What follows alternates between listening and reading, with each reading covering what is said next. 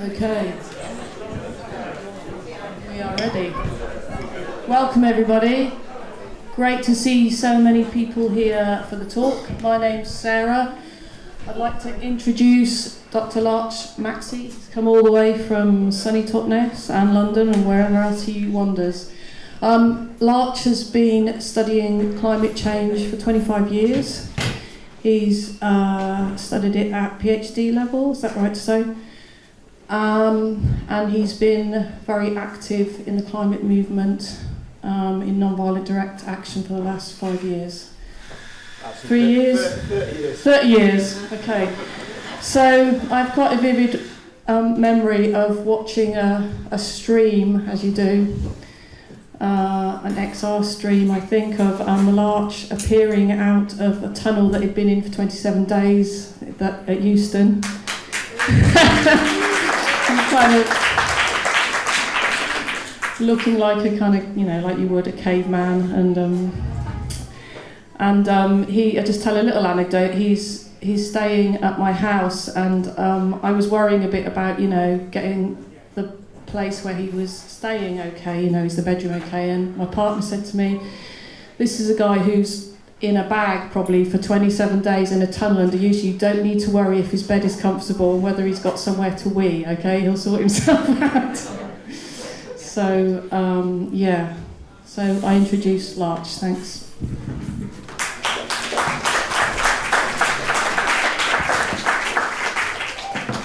Thank you, Sarah. Thank you. So, thank you. Thank you so much, everyone, for coming today. I really appreciate it. And what we're going to cover today is really difficult, challenging stuff. So we're here, as I see it, to tell the truth together, and to tell the truth about the climate emergency, and to tell the truth about the social science and what we can do about it. So some of that involves difficult things that we have to look at if we're committing to telling the truth. And I just want to check before I start that people are happy with that, people are okay with that, and they're willing to come together to try and face that together. Is that okay with people? Are we happy with that? I mean, happy is the wrong word. No one is happy to look at this stuff, but it is essential. So I think the most important thing any of us can do at this point in human history is to commit fully to telling the truth. And it's also the hardest thing we can do. And so it's important that we don't do it alone. We do it together. And we get support in telling the truth. And so the structure for this afternoon is that I'm going to talk for about 45 minutes or so, and then we're going to have a couple of people come up and share their experiences of stepping into this civil resistance community that I'm going to be talking about. And then after we've heard from them, we're going to break into small groups so that we can hear from everyone, and everyone can come in a circle and share together, because it's so important that we do this together. So that's the sort of structure. And if anyone's got any questions that aren't resolved in that, then I'm going to stay around afterwards. I'm from all the way down here, so I'm not going anywhere in any rush. So I'm happy to answer any questions afterwards if anyone's got any questions that pop up in that process or aren't answered. So is that okay with everyone if we can do that structure? Is that people happy with that? Great, thank you. What was the other thing? Oh yeah, so just to check who's in the room. So who came here today because you had a leaflet or a poster on your door? Anyone get that? Great, so what's that? It's about 10, 12, 15 people. And then who came because they heard about it through local kind of networks in this area? So like the bank and other community groups that have been sharing on email. Who heard about it through those local networks? That was about 5 people. Okay, brilliant. So the rest of you, how did you hear about it? Shout it out. Local XR group. Okay, local XR group. Who heard about it through so that's probably most of people that are left. Okay, so about a third or slightly more from XR and a third from leafleting and somewhere for the other bits. Okay, lovely, thanks. So everyone is welcome. It's just helpful to get a sense of who's in the room, how you heard about it, where we're all starting from. So I'm assuming that we're all aware to some extent that we're in a climate emergency, but I'm also assuming that we're all, to some extent, in climate denial. And I make that assumption because I've been a scientist, as we just heard, for 25 years, paid professionally to try and tell the truth about the climate emergency. And then when I very reluctantly, as a scientist, saw that that path I was following wasn't working, I very reluctantly gave up my job that I'd worked my life to create to be full-time campaigning. And so I've been doing that for 4 years, telling the truth, or trying to tell the truth full-time. And I'm still in climate denial. So I figure if I'm still in climate denial on some level, I'm figuring probably most of us, if not all of us, are. So we're going to start this talk with talking about the climate science and the truth of the climate science, and then we're going to talk about the truth of social science and what we can do about it. And it's absolutely shocking and disgusting that in 2022 we have to start a talk like this by talking about the climate science. Because by the end of the 19th century, the climate science was well established. We knew the laws of physics, we knew the greenhouse process, we knew that fossil fuels would add to those greenhouse gases and that would threaten humanity. We knew that by the end of the 19th century. And then by the mid-20th century, we knew it categorically. And then every year since then, it's got clearer and clearer and clearer. So it's disgusting that in 2022, we have to come here and start this talk by talking about the climate science. But that's the truth, and we're here committed to the truth. So this is the first truth to get our heads around. The fact that we even have to start with the truth of the climate science. We should all know this. This should be, everyone in our species should know this truth because it's been out for so long. But there are two main reasons why we have to start with this. The first is because we're all in some form of soft climate denial. Now, that isn't to blame us and to make us wrong. It's just a truth that we have to face. We all have heard of the idea of climate denial, yeah? So we've heard of Trump, and he's a bit in climate denial. We heard of Boris Johnson when he wrote for The Telegraph. He was in climate denial. And it's very easy when we've got this idea of there's the climate deniers over there, and then we're the good ones over here because we've come to this lovely place today to talk about the climate crisis and we know it's bad, yeah? But it's not a black and white, they're bad, we're good. It's actually that we're all in some form of climate denial, even though it's soft denial. Yeah, we're here because we know it's a problem, but there's knowing and then there's knowing. So I've known it, obviously, for decades. But every day, at some point, I forget that we're in a climate crisis. I forget that the future of me and my life and my children's life depends on the decisions we make today and tomorrow and for the next 3 years. And I just get on with my everyday business. So I'm in soft climate denial. We all are. We have to be, because that's how our ancestors got us here. They went through difficult, traumatic stuff, and in order to survive and pass on their genes to us, they had to put some of that stuff aside to get on and function in their daily lives. It was a survival mechanism. But that survival mechanism now threatens our survival. If we don't let the truth in enough, we won't take the appropriate action. And we've only got 3 years left. So the first thing we have to do when we're coming together to tell the truth is to recognise we're in soft denial and then start to strip away those layers of soft denial. And we do it together. Because we've got the rest of the world that's supporting us in being in soft denial, because the rest of the world is in somewhere between hard denial and soft denial. So we have to come together to face the truth and share it and tell it and let it in. And part of that is letting it in emotionally. There's a really important thing here, which is that we humans, we know this now from decades of psychological research, that we are emotional beings. Yes, we've got this prefrontal cortex and we've got this incredible ability to logic and reason, but that's only 10% of our decision making. We're 10% rational beings and we're 90% emotional beings. So we have to connect emotionally if we're going to tell the truth and let it in. And so this soft denial is one reason why we have to start this talk by talking about the truth. The other reason is because we're not being told the truth. Now, we know we're not being told the truth by the corporations. Anyone can just do a search for Exxon they knew or BP lies, and you'll come up with loads of evidence to show how the fossil fuel industry have deliberately chosen to confuse the science that they knew since the 50s, 60s, 70s and beyond. So we know we can't trust the companies for that truth. If we're going to tell the truth, we're not going to go from their evidence.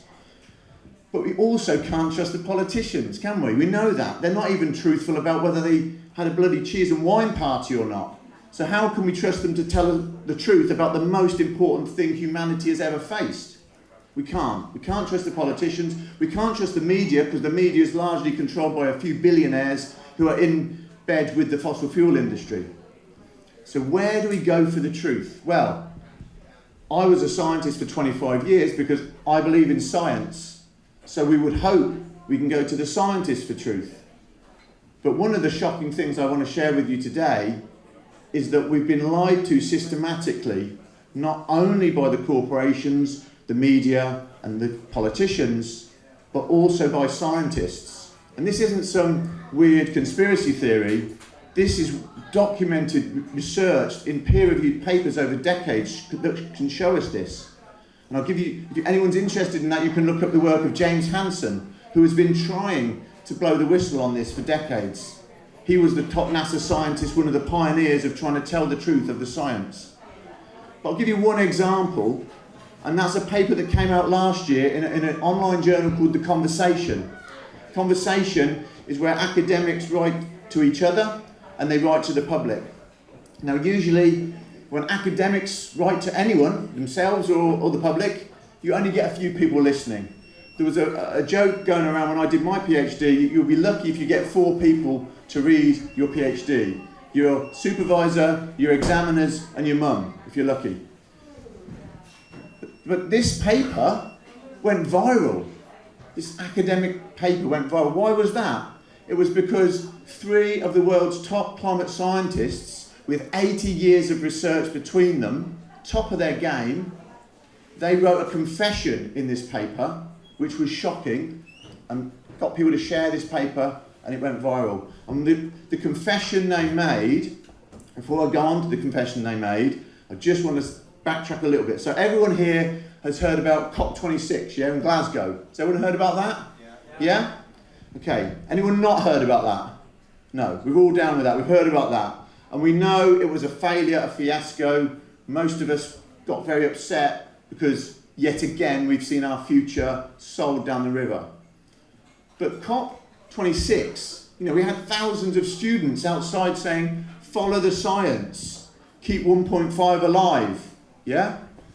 And Alok Sharma, who hosted COP26, he came out of it trying to spin it as a success and said, the pulse is weak, but we've kept 1.5 alive. He actually said those words. But what this paper in The Conversation said, and it came out last year, and it was talking about COP21 in Paris in 2015. And what they said in that paper was they were amongst the world's climate scientists gathered in COP21 in Paris in 2015. And they said they didn't know of a single scientist in that conference that thought 1.5 was possible. And this is really shocking. This isn't a few bad apples funded by the climate change lobby. This is every scientist, every diplomat, every NGO. They're colluding in this collective systematic lie. Like, how in 2015 can they all know it's not possible and yet they don't tell us? So every year goes by and we're talking about 1.5 and we come out of Glasgow and we're talking about 1.5. So we wanted to ask this question. We have to ask these questions if we're going to tell the truth. So we got one of these 3 top scientists on a private Skype call and we said to him, what's this about? Why didn't you tell us? Why did none of you tell us? And he looked really embarrassed and really sheepish. And he said, you've got to think about who these scientists are, right? They're white, middle-class Westerners. They work for the most prestigious universities. And I know from my time in academia, they will have research grants, research funding that they've got to protect and keep coming. They've got teams working for them and they want to keep them in employment. They've got their own status and jobs and career and house to think about. And this is a direct quote. He said that they lied to us systematically in 2015 and since because they did not want to rock the boat. And this is absolutely outrageous. And it's completely understandable because we're all in soft denial, remember? So they're committed to trying to tell the truth, yet they don't want to rock the boat. So they collude in this collective lie, this myth that 1.5 is still on the cards and we can keep it going, when not one of them thought it was still possible. So if we can't trust these career scientists to tell us the truth because they don't want to rock the boat, where do we go for our information if we're going to tell the truth? Well, we can look at scientists that have retired. They're a little bit freer to tell the truth because they're not so worried about rocking the boat. We can look to people like Professor Sir David King. He was the Chief Scientific Officer in the UK and a key kind of governmental science, a climate science advisor for the Blair, Brown, Cameron and May governments. He's now 82. He's still a professor, still doing research, still publicly speaking, but he's no longer the Chief Scientific Officer. He's no longer worried like he was, and like most career scientists are, about rocking the boat. So let's hear what he says. So he said last year, and this is another quotation, he said, "We have to move rapidly. What we do, I believe, in the next 3 to 4 years will determine the future of humanity." So what we have to do if we're going to tell the truth is interrogate these words. And there's a few words today we're going to have to look into and say, what does that mean? What does it really mean? And not just intellectually. How does it mean? What does it mean to me in my life? How do I feel about that? How do I connect with that emotionally? What does determine the future of humanity mean? Well, we know also a top London lawyer, a barrister that knows Sir David King, and he said, look, this guy is part of the Oxbridge elite, yeah, these same guys that run the country, and they talk in code. They're not going to call a spade a spade. You have to interpret what they're going to say. It's the same thing that Sir David Attenborough is saying when he says we face the end of civilization. We're talking about potentially the loss of everything we love, the loss of society as we know it, and we're talking about societal collapse. And I'll go into that a little bit more in a little bit to interrogate what that means. But he's basically said that last year, 2021. We're now in 2022. So if last year we had 3 to 4 years, in 2022 the clock is still ticking. We've got 3 years left to stop runaway climate change. Runaway climate change sounds way too convenient and easy. Runaway climate change is horrific. If we're going to tell the truth, we can't just leave it at statistics and just phrases like runaway climate change and societal collapse. We have to delve into them and look at what they really mean. So, I'm going to use one paper as an example of that. We've got hundreds of thousands of peer-reviewed papers now. We've known the science clearer and clearer and clearer every year. We now know the numbers. When Sir David King says we've got 3 to 4 years left last year, he didn't say 7 to 9 or 1 to 2, he said 3 to 4, because that's based on the science and we know the numbers. So this one paper, of which we've got hundreds of thousands of peer-reviewed papers on the science now, this one paper we'll look at, and we've got some handouts here that we can give you. It's got all the references of the papers, like the conversation piece I just mentioned, and this one that I'm about to talk about, and others. And we can also send you them on email. It's much better actually to get on email because you've got the links directly there and you just click the links and read the papers if you want. So please, before you go, please make sure we get your details so we can keep in touch, and we can also send you that handout. But also feel free, if you like a hard copy, take that as well. So this paper, it's called The Future of the Human Niche. Came out in 2020 in one of the top, most respected peer-reviewed journals in the world. And this had a multi-continental team, scientists from around the world, multidisciplinary, crunching the numbers, looking at the data, and taking it a little bit further, not just leaving it at the data, but starting to interrogate what that means for us, for people, for real people living on the planet right now. And the major contribution of this paper is to interrogate this number that we've just been using, this 1.5. What do we mean when we say 1.5? Keep 1.5 alive, even though we know it died in 2015 or before. What does this mean? This means 1.5 degrees centigrade temperature rise on a global average across the whole planet above pre-industrial levels. And they take 1850 as a proxy for pre-industrial levels. But 1.5 degrees centigrade across the whole planet as an average, right? Mentioned Sir David Attenborough earlier. He had a series, Blue Planet. Anyone seen that series, Blue Planet? Yeah, I love David Attenborough. Absolutely amazing. He called it the Blue Planet because from space it looks blue. It doesn't look green. Why does it look blue? 71% of the surface of the Earth is covered in ocean. Yeah, it's a blue planet.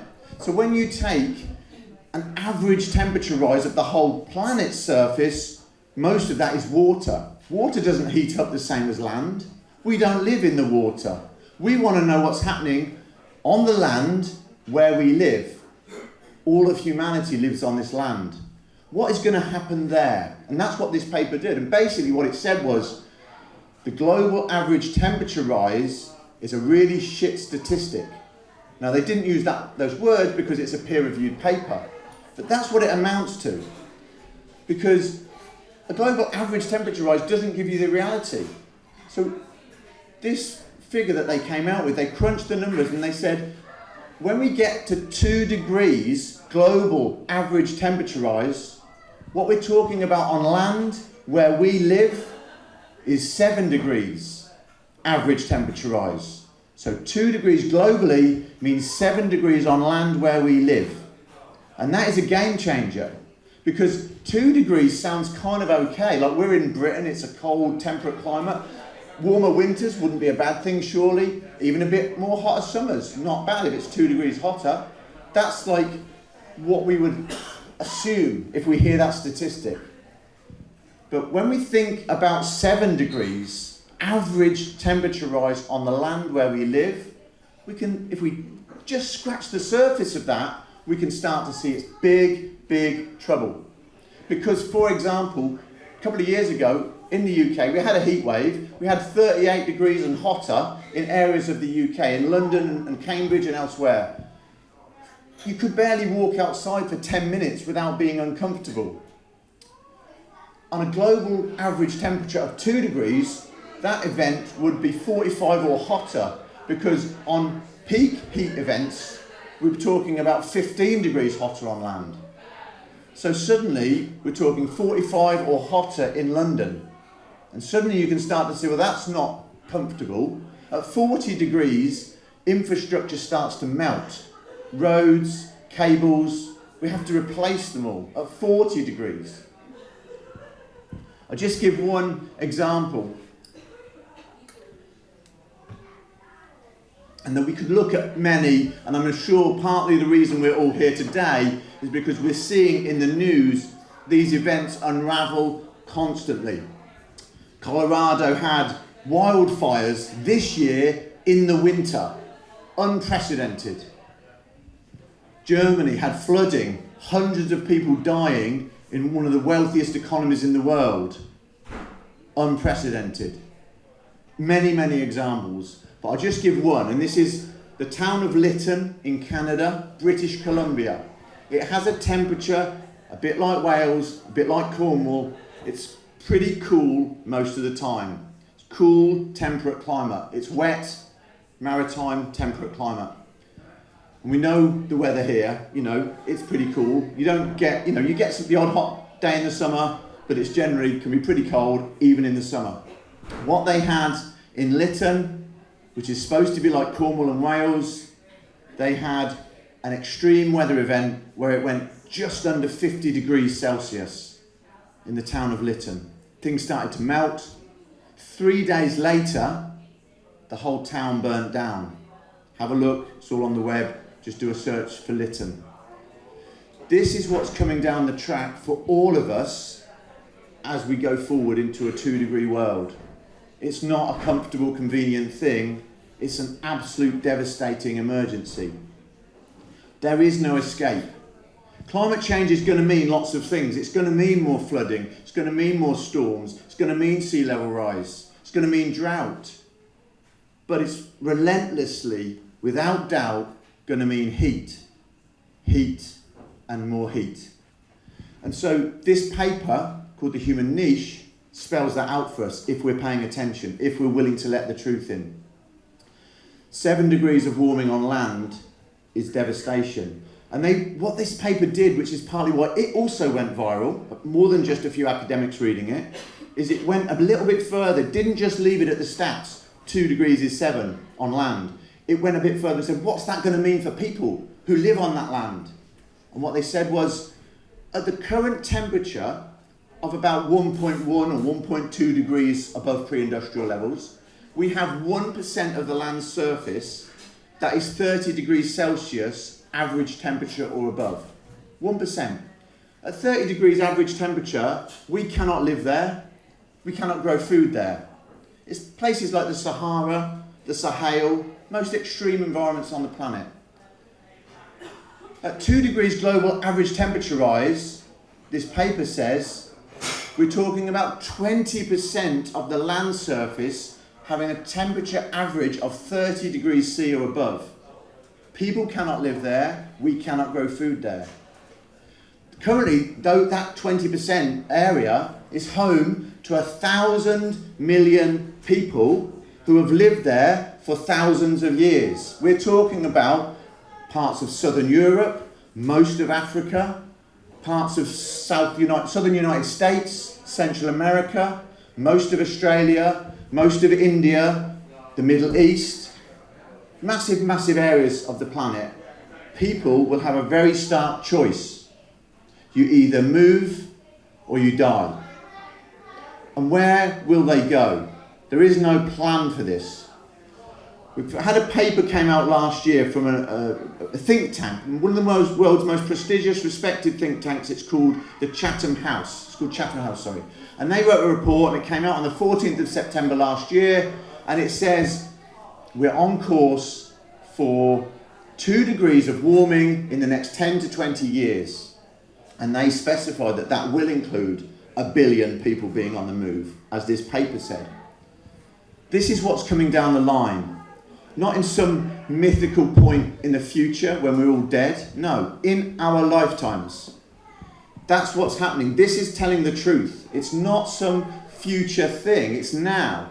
We've got 3 years to take the right action, or we lock in runaway climate change. So imagine you're standing on the top of a steep hill and you've got a ball, and you kick that ball and it starts to roll away. If you run after it really quickly and really fast, you can catch it in time. But if you're a bit slow in setting off, or you dawdle a bit and don't go fast enough, you're not going to catch the ball. It's going to run away from you, and then you've lost it. It's a black and white. You either catch the ball or you don't. And this is where we're at with the climate emergency. We have 3 years to catch the ball, or it runs away from us and we lose everything we love in our lifetimes. This is what the science is saying. So what does this mean? Societal collapse. What does this mean if we don't catch the ball? What does that feel like? How does that look? We have to look into this. We have to tell the truth about this. And this, for me, is the hardest bit. The hardest bit of this talk. It's the bit I would so much rather not be up here talking about. I have been talking about this stuff for years, and I'll just be really honest. It's only really this year that I've started talking about this part of it, because I'm just so uncomfortable with it. I don't want to face it. I don't want to talk about it. It's embarrassing. It's deeply uncomfortable. But that's what we have to do, yeah? We're here to tell the truth, even if it's uncomfortable, even if it's difficult. Because if we don't tell the truth, we're buggered, basically. So the truth of societal collapse is known. We know the numbers on climate science. We know the truth of societal collapse. It's not some vague thing. We can drill down into it and look at what it looks like. And I'll give 2 examples. Recently, we had a Syrian refugee crisis. 5 million people on the move. 500,000 people slaughtered, perished because of the trauma, the upheaval that involved. And this is statistically representative of similar episodes throughout history. When you have a large event and lots of people have to move, many of them will die. 10% is a fairly rough, approximate, accurate figure. So imagine a 2-degree world where 1,000 million people are on the move to survive or die. 1,000 million people on the move will mean 100 million people dying, being slaughtered in that process. 100 million people dying is by far the worst catastrophe humanity has ever known. Prior to that, the worst was the Second World War. Prior to that, I think it was the First World War. 1,000 million people on the move and 100 million people dying is worse than both world wars combined. And this is what's coming down the line if we don't make the right decisions in the next 3 years. It's coming down the line in our lifetimes in the next 10 to 20 years. And societal collapse, as I said, we've got many episodes throughout history that we can look at. We've got a whole school of science looking at this. So I mentioned the Syrian refugee crisis as an example. One last example of it is the Democratic Republic of Congo, where in the early 2000s they had an episode of societal collapse, which is the worst that we've seen since the Second World War. And in that episode of societal collapse, 5 million people perished. 5 million people were slaughtered. Because when we have societal collapse, everything changes. We haven't got secure food, water, shelter anymore. When people are lacking those things, they fight to survive. They do whatever they desperately think they need to survive. And 5 million people were slaughtered in that process by their friends and neighbours in order for them to try and survive. And 5 million people being slaughtered was also accompanied with 2 million women being raped. This is an episode that happened recently, this century. This is what's coming down the line if we don't make the right changes in the next 3 years. As a father, I will commit every day to doing whatever I can to avoid societal collapse. I don't want my children to live through it. That's why I'm here. That's why I'm doing most of the things I'm doing most of my days. Because I'm a scientist and I'm committed to telling the truth. Because I'm a father and I'm committed to telling the truth. So that is the really bad news. And I'm really so grateful for you to be so committed to coming here and facing this together. I cannot tell you how much it means to me that you are doing that and how I appreciate your courage and bravery and commitment in doing that. And I said before, we will not be alone in this. We're going to break into small groups at the end of this and share with each other how we're feeling based on this, how we can face this together and what we can do about it together. And the good news is that we've not only been lied to systematically about the science, we've also of climate change, we've also been systematically lied to about the science of social change. And that's good news because we've been told we're powerless. We've been told that pathetic, failing methods are what we have to do. And that's not the truth. The truth is we have so much power. We can change the world. We can make a difference if we use the right methods and use them in the right way, with the right non-violent discipline, the right shared spirit of working together, commitment and in service. And we know this because of the science of social change, and we know this because of hundreds, thousands of examples throughout history. So that's what I'm going to talk about now. So think about it for a minute. We're told this lie that we're in a democracy, and what you do in a democracy is you vote once every 4 or 5 years. You want to see change, you vote once every 4 or 5 years. Well, that is not how we got the vote. How did we get the vote? We got the vote through disruptive action, through protest, through ordinary people like us saying, I've had enough, things have got to change. And I'll just give you a little kind of run through some highlights throughout history, many of which we'll have all heard of, where ordinary people like us have made the change that's necessary. We ended slavery. We got the vote for men. We got the vote for women. We got the right to roam in this country. We ended the worst oppressions of colonialism with freedom independence in India and many other countries through civil resistance, through non-violent disruption. We ended apartheid. In this country, we ended the £23 billion road building programme. I got my name Larch, living up a tree in the 90s as part of that successful campaign where we stopped the £23 billion road building programme in the 90s. We ended genetic engineering, we ended fracking, we recently saw Bristol Airport expansion being cancelled, Stonehenge Road being cancelled. These things happen through ordinary people like us stepping up.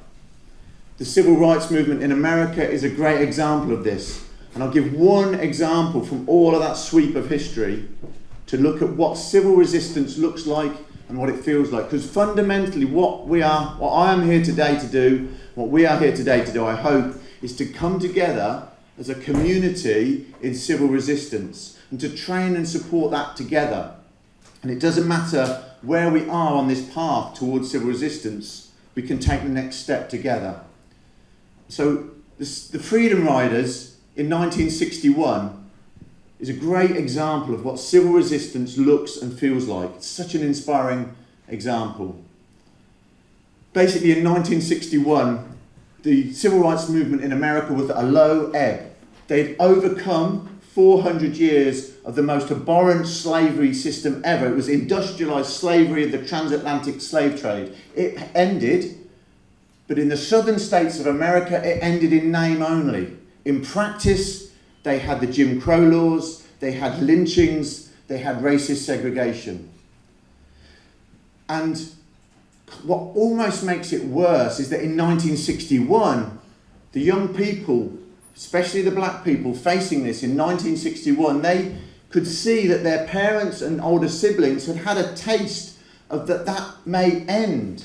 Because in 1950s, we saw Rosa Parks sit on the bus and refuse to move. Everyone here heard of Rosa Parks? Yeah. If you haven't, look her up. Inspiring. And that led to Martin Luther King, a preacher, being begged by his congregation to come and support them in stopping racist segregation on the buses in Montgomery. Everyone here heard of Martin Luther King? Yeah. So this happened in the 50s and they got some victories. They ended racist segregation on the buses in Montgomery. Things looked like they were on the up. Things were going to change. But what happened is business as usual kicked in. And by 1961, the reality is their lives haven't changed. The good old southern way of life was dominant in those southern states. And there'd been some minor victories along the way. The Supreme Court had said segregation on interstate buses was illegal, but it wasn't being implemented in the southern states. So the Freedom Riders said, we have had enough. This is how we all got the rights that we enjoy today and we take for granted. How did we get to enjoy weekends? We got our weekends because our ancestors fought for them. The same way we got the vote. We got all of our privileges, all of our things that we take for granted were won for us by our ancestors saying, no, I've had enough. Things are going to change. That's what the Freedom Riders did in 1961. They said, no, we cannot tolerate another 50 years of Jim Crow laws, lynchings, and racist segregation. We cannot tolerate every day feeling this oppression, not knowing if it's going to be our last day because you put a foot wrong and someone has you on the end of a rope. So what they said was, we're going to do whatever is non-violently necessary to get freedom, to get change. And so they trained up and they built up their commitment and their culture and community of resistance. And as you can, if you're interested in this episode, look it up on YouTube. There's a brilliant documentary called The Freedom Riders. I think there's a link to it in this handout and on the email you'll get. One thing about this that we can learn is that there's never a convenient time to tell the truth. There's never a convenient time to step up into civil resistance. These Freedom Riders were the first of their whole family lineage to go to university.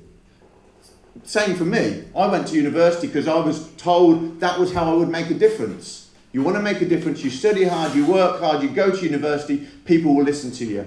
Well, that's not how social change happens. So that's why I had to give up that job.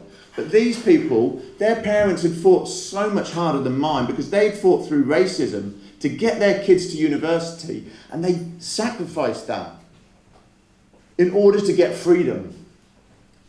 But what they committed was so much more than that. They gave a whole week of training in non-violent discipline. They were slapping each other around and shouting at each other so that by the time they got on that bus to do the Freedom Ride, whatever they faced, they would stay non-violent. And they knew they were taking a huge step that they felt was necessary. And so they wrote their wills and they got their affairs in order because they knew they might die in the process. But they were willing to make that sacrifice and that commitment to win freedom, as have our ancestors throughout history, in order to get us here with the rights we have today. So what those Freedom Riders did, they had a couple of organisations supporting them, and they helped with some of the logistics, and they did that training, and 13 of them got on that first bus. 6 white, 7 black. They got on that bus in a mixed group, riding through the states until they started hitting the states where segregation was the rule, and they were going to break that rule. And they didn't just stop at the first moderately racist state where they would get arrested and released, because they knew from Gandhi and other examples throughout history that non-violent change comes about, this disruption comes about through confrontation. They needed to create the confrontation to push for change. Otherwise, they'd have another 50 years of the racist segregation. So they chose to go to the most racist, segregated state of Alabama. But before they got there, the coach was stopped by a white mob. And the police were in collusion with the white mob. And the police gave them time to have their way with the coach. The police held back. Why did they do that? Because the powers that be, the elite that rule us, that maintained that power for thousands of years through fear. Their greatest tool is fear, and it always has been. And we know from all sorts of successful civil resistance episodes in history that when people break through the fear barrier, we can get the change that's needed. But at that point, the police and the segregation white mob were trying to use fear to stop the Freedom Riders. So the police held back, they let the mob have their way with them. Someone in the mob blocked the doors of the coach, someone else threw a petrol bomb on the coach, set it on fire, smoke and flames everywhere. The Freedom Riders were desperately trying to get out and they couldn't. Eventually, the doors were broken open and they spilled out onto the street, coughing and spluttering. Thank God they were alive, and they got beaten up by the mob. Then the police finally arrived and the police beat them up some more. And at that point, the organisations that had supported that Freedom Ride backed right off. They said, whoa, this is way too much. We have to stop these Freedom Rides. Someone is going to die. We cannot be responsible for this. We have to stop. And we would not be here today talking about the Freedom Riders if it had ended there. But it didn't end there, because civil resistance includes and involves digging deep and doing whatever is non-violently necessary. And one woman spoke up. Her name was Diane Nash. And she said, no, we cannot stop here, because if we stop now, we will never win freedom. If we stop now, every time we get close to winning freedom, all they've got to do is be violent against us. We step back, we'll never win freedom. Now is the time we have to step up. We have to do another freedom ride. And without the support of the large organisations, with just a few other people like us, ordinary people, that saw she was telling the truth and were willing to face that truth, they organised another freedom ride. And this is important. They didn't organise it in 3 months' time or 3 weeks' time. They organised it for 3 days' time. Within 3 days, they trained up and prepared the next freedom ride. 10 people participated in that next freedom ride. They had 5 people in reserve in case any of those people died. They would carry on to make sure the freedom rides happened, because that was the level of commitment they were all willing to make. But that second freedom ride carried on and went through, and it was also stopped. And I'm here today, and I wish I wasn't here having to talk about societal collapse and the truth of the climate science. We're at this horrific point in human history where we have 3 more years of business as usual, and it's curtains for us all. I wish I wasn't here saying that. And I also wish I wasn't here saying the way we stop that is through disruptive, peaceful action. Because disruption is deeply, deeply challenging, deeply, deeply uncomfortable. We have to tell the truth and face that. We have to interrogate these words. Disruption, just like we have to interrogate societal collapse. Disruption looks and feels very, very hard when you're in the heat of it. No one likes the alarm waking you up in the middle of the night because your flat is on fire. No one hears that alarm and goes, brilliant, what a lovely sound. I'm glad that's woken me up from a deep sleep. You drag yourself out of your bed, you spill out of the flat onto the street, and you look up and see the flames licking your roof, and you think, thank God that alarm went off. But when it woke you up, you hated it because you were trying to sleep. No one likes being disrupted. And we can look at any of these episodes throughout history where we brought about vital change through disruption, and it was massively opposed at the time. And the Freedom Riders are a great example of this. They were so humble and brave and committed, and they gave up so much, and their reward was to be universally hated. They were so feared and hated that by the time the second freedom ride went through and it was stopped by the mob and the police held off to let them have their way with them, to teach them a lesson, when they were beaten up and left bleeding on the street, the ambulance drivers wouldn't even take them to hospital. That's what disruption looks and feels like. It is not comfortable. It is not convenient. It is not popular. But remember I mentioned before that we're emotional beings. And this is how it works, right? Ordinary people like us, looking on, we may have hated their disruption, but we see the commitment they make. We see the sacrifice they make, and we have a connection. We have emotions, and we go, I cannot sit by and let them be on their own. Ordinary people like us got in our cars and drove them to the hospital. And when one of those freedom riders was interviewed by the media in their hospital bed, and the media person said, have you learned your lesson? Are you going to stop now? You've set your cause back 10 years. You've just been injured. This is clearly someone's going to get killed. Are you going to stop? And the freedom rider said, no. As soon as I'm out of this hospital bed, I'm back on the bus and I'm going to finish the ride. Because that is what civil resistance looks like. That is what it means to do whatever is non-violently necessary. And because they had that spirit and that attitude, they inspired other ordinary people like us. And it didn't just stop at the first or second freedom ride.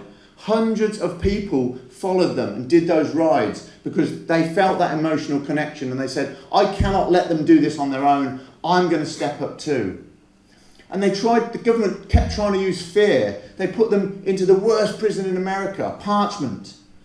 And they tried to scare them off, but it didn't work because they worked through the fear barrier. They were willing to do whatever was non-violently necessary. And Parchment became the training ground for the civil rights movement in the 1960s. They totally owned that place. It's where they learned and inspired each other.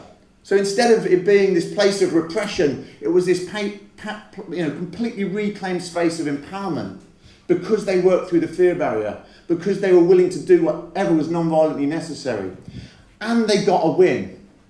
This is the key thing about the Freedom Riders. They got a win for the movement. Remember, in 1961, the movement was a low ebb. But by the end of the Freedom Ride, 7 months of an attrition campaign where they kept sending them down to get beaten up and put in parchment.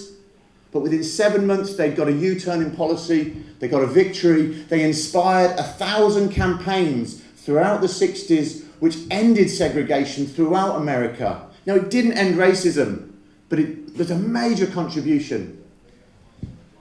They weren't naive. They didn't think ending segregation on buses was going to end segregation. But they knew if they got a win, they would move forward and inspire people, and that's exactly what happened. So they got a U-turn in policy, they inspired people, and it changed history. And that was less people than are in this room. So when we are systematically lied to that we have no power, remember that example. Remember the example of the suffragettes that started with 4 women in a kitchen. Remember these examples throughout history. We have power. What are we going to do with it? And if any movement in history ever deserved and demanded and needed that level of commitment, it's this one. Whatever you care about, whether it's equality, gender equality, whether it's animal rights, whatever you care about, labour rights, whatever you love, it's all at stake. If we don't get this right, if we don't get the changes in the next 3 years, if we don't catch that ball, it's all gone in our lifetimes, not in some mythical place in the future. So, what we're doing is creating a campaign to learn from all of those examples throughout history. Campaign is called Just Stop Oil. Like the Freedom Riders, it's an incredibly moderate, entirely reasonable demand. In the face of the climate emergency, we are saying there is a red line, no new fossil fuel licences. That's our demand. No new fossil fuel licences. Our government, that is still the host of COP, until it passes it on later this year, that is saying it's the leader in climate action, our government, on our behalf, with our money, just gave a new oil licence off the North Sea. That's what our government is doing right now. It is proposing to do another 28 of those. This is criminally and morally wrong, and it's our duty as citizens to make that clear, and it's our duty as citizens to tell the truth, and to step up in whatever way we can. Now, with Just Stop Oil, we're not saying come into action with us on Monday. We're saying let's take our next steps together. This is the first meeting in a series that we've got happening here. Next week on Saturday, we've got a whole one-day non-violent direct action training. Remember, the Freedom Riders, they had a whole week intensive training for that first ride. Then they kind of had to pare it down and speed it up for the second ride, because that's what civil resistance looks like. You want to train it up, but you've got to keep the momentum going. We have time. We've given ourselves until the end of March when we will cause disruption.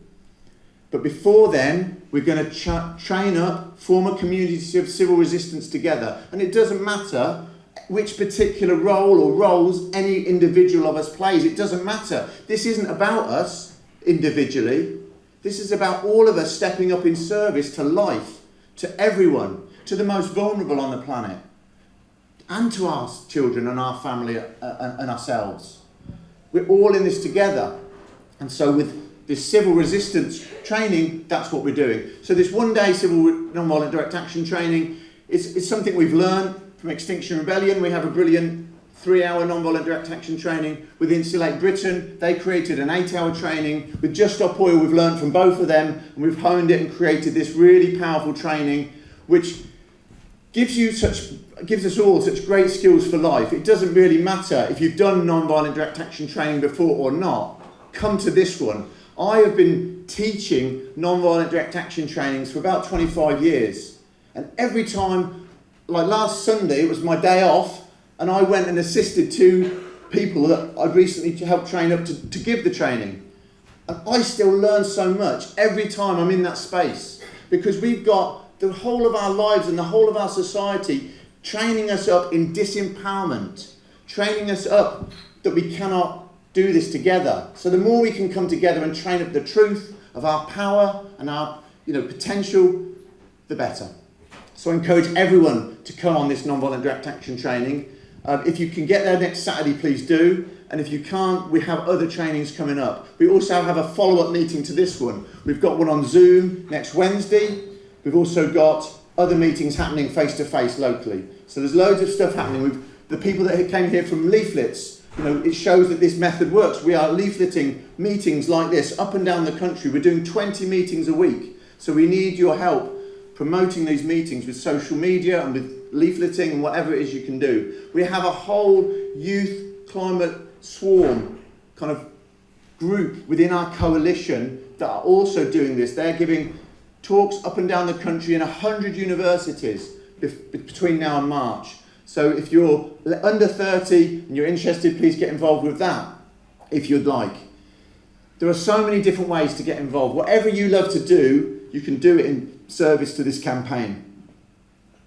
And so what we are doing most crucially, we're creating this campaign, but we're also creating a coalition, because the research shows these, like the Freedom Riders and many, many other successful episodes of civil resistance, they work when you get those brave people pushing through and you bring in and inspire others to follow. They forget their differences and their squabbles and they go, yes, we can get behind that. Look at them. Look how inspiring they are. Look at the commitment they're showing. They're right. Let's support them in whatever way we can.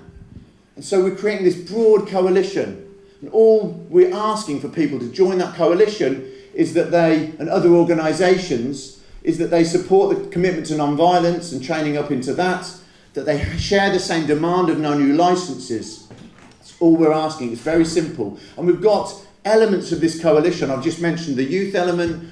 We've got Extinction Rebellion are also going to be causing disruption with a similar focus on the oil industry in April. We're going in late March. They're going in April. We're working together. As far as I'm concerned, this is all part of the same thing. We're in this together. We're all going to do whatever's necessary.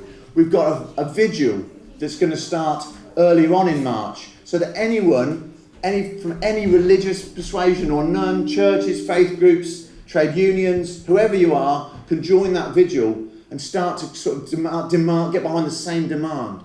We've got a hunger strike that's going to start on the 14th of March, so that outside Parliament every day there will be people on hunger strike saying, simple demand, red line in the sand, get behind it, no new fossil fuels licences.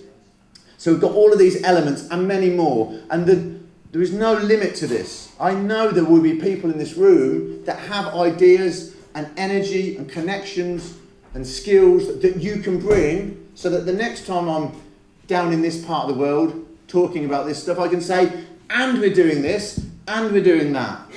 Because we're creating this together.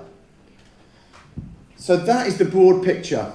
Come late March, we're going to be causing disruption to the oil economy. It's going to be very targeted to disrupt the oil economy. And the example that shows this works is the fuel protests in 2000.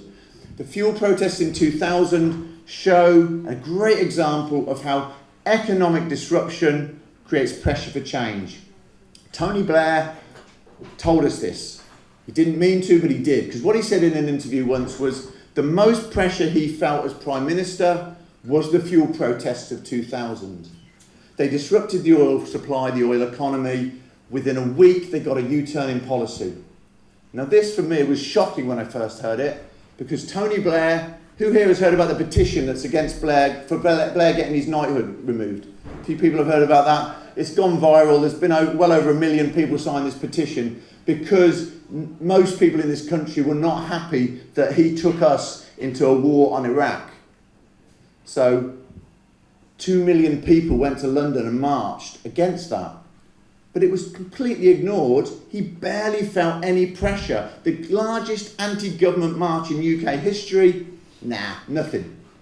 When he felt pressure was when 200 people blocked the oil supply of this country. That's when he felt pressure. That's when they got a U-turn in policy. So we have to learn from that. So that's what we're going to do. We're going to learn from everything we possibly can. We're going to learn from Extinction Rebellion. We're going to learn from Insulate Britain. And we're going to go forward this new campaign called Just Stop Oil. So that's our plan in a nutshell. There's obviously way more detail than that, which I'm more than happy to talk about if you've got questions at the end. But first, we're going to hear from a couple of people share their experiences, and then we're going to go into the small groups. So in the small groups, we want to hear from everyone. But I'll introduce that at the time. So who here is going to give share their experience? You want to share your experience? Okay. Yeah. I've been asked to be up here representing normal people. So I'm going to have a go at being normal. But seriously, I've been asked to be up here because I was part of Insulate Britain. I was part of the group in the first week who actually went out on the M25, which was pretty terrifying.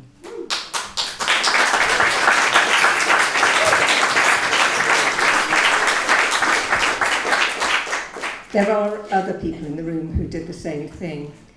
But I joined Friends of the Earth in 1973. I joined Greenpeace 2 years later. I've been petitioning, leafleting, lobbying, meeting all the MPs over 50 years who represented me. I've done everything that you can do in a democracy to get change.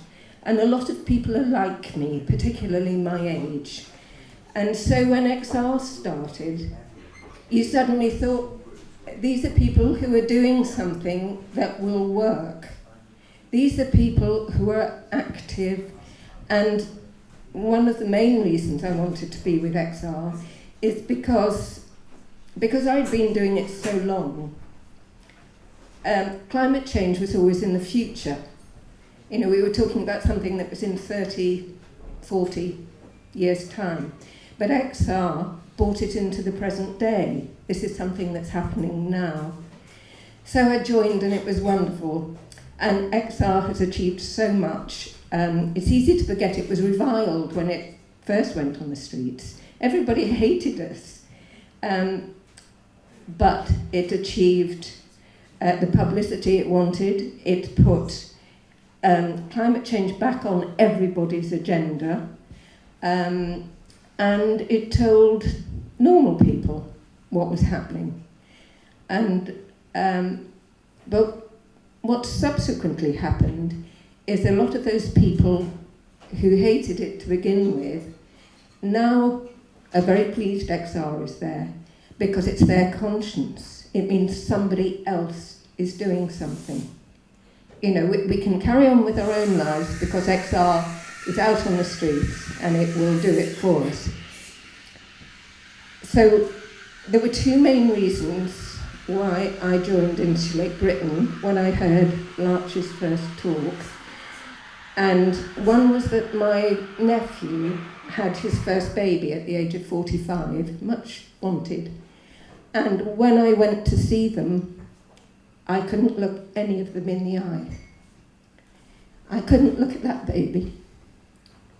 And I couldn't look at my nephew either.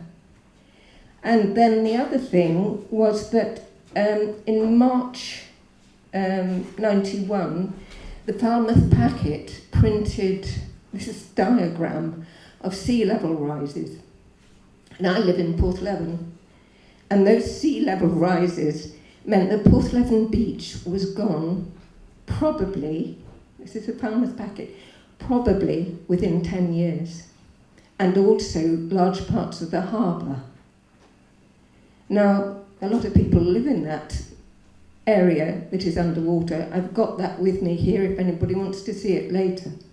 But also it said most of Truro and probably a lot of Penzance could be underwater in 10 years.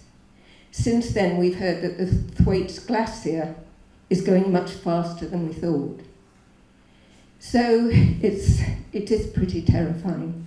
So I joined Insulate Britain. I was in that first group, and when we walked across that motorway, which was 7 lanes at the point that we did it on, it was pretty terrifying, pretty exhausting because we'd had to walk a long way with prison packs on our back.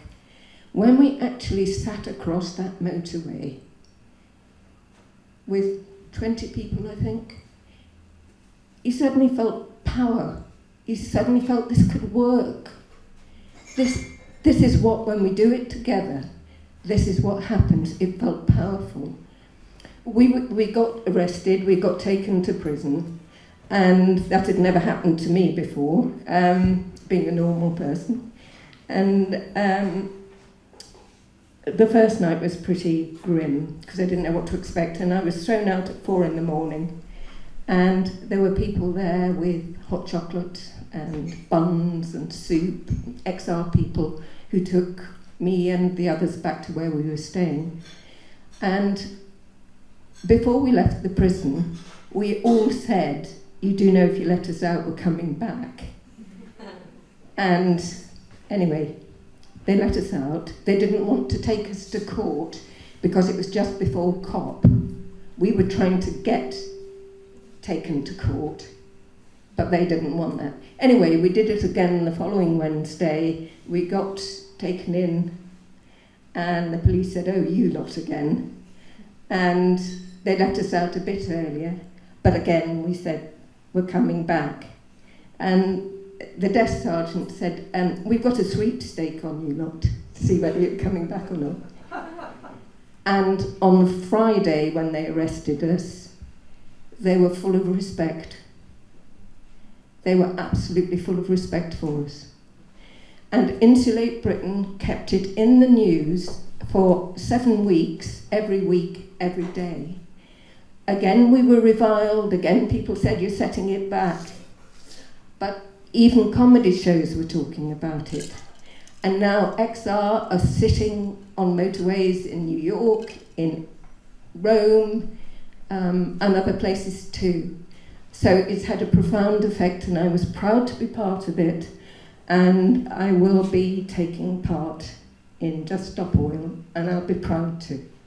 Thank you.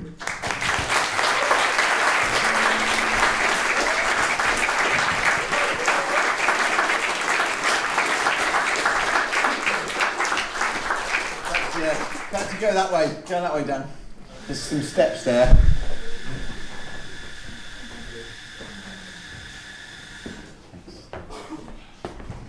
Hi everyone, my name's Dan, and I was involved in the Insulate Britain thing as well.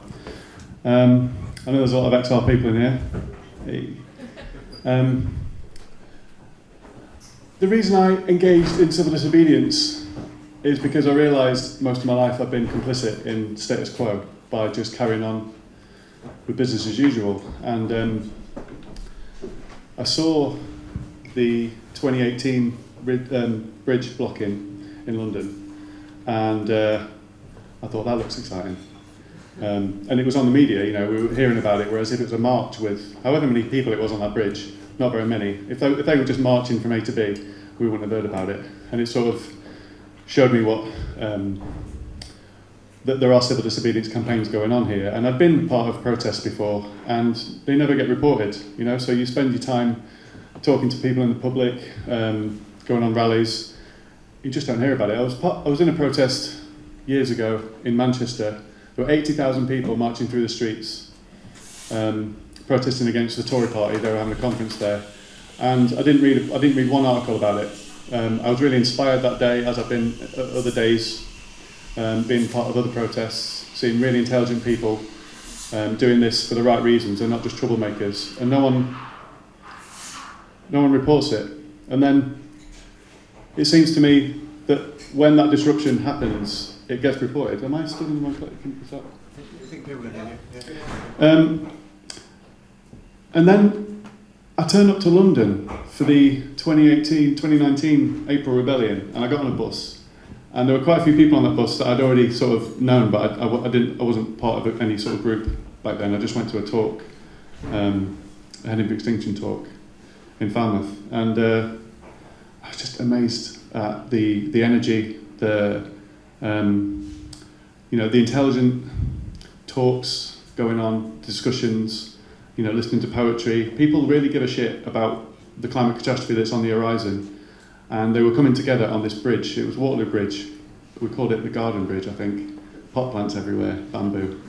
And it was fantastic. I was amazed, and it was going on for days and days, and the media reporting was dog shit, as you would expect. And then about a week in, the Daily Mail reported it really positively. I was like, shit, something's happening here.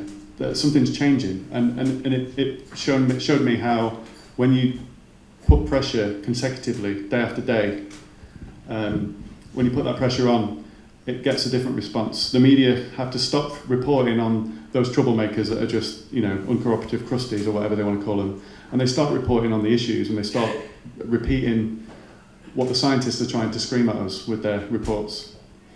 And so I'll try and be brief because I can waffle on a bit. But what I loved about Insulate Britain was that it was very targeted, it was very specific, very disruptive, very controversial, and people hated it, hated us.